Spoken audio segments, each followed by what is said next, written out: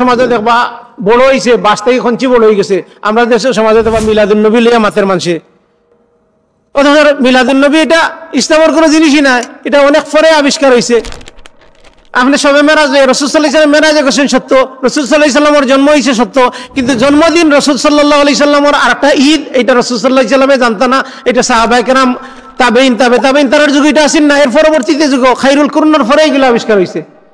রসুল সাল্লাল্লাহু আলাইহি সাল্লামের জন্মগ্রহণ, রসুল সাল্লাল্লাহু মিলাদ হয়েছে, রসুল সাল্লাল্লাহু আলাইহি সাল্লাম বলেছেন সোমবারে আমার জন্ম হয়েছে, রসুল সাল্লাল্লাহু আলাইহি সাল্লাম সোমবারে সিয়াম পালন করতাম।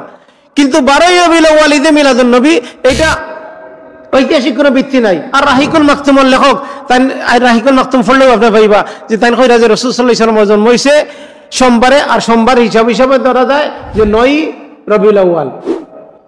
আপনি ফিসেন দিয়ে হিসাব করে গেলে 9ই রবিউল আউয়াল গিয়ে পাইবা সোমবার, কারণ হাদিসও আছে সোমবার। আপনি তো অন্যবারে রসুলের জন্ম সাব্যস্ত করতে পারতেন না, আপনারা সাব্যস্ত করতে হইব সহিহ সূত্রে প্রমাণিত সোমবারে। তো সোমবারে আপনি হিসাব করে গেলে আপনি পাইবা 9ই রবিউল আউয়াল।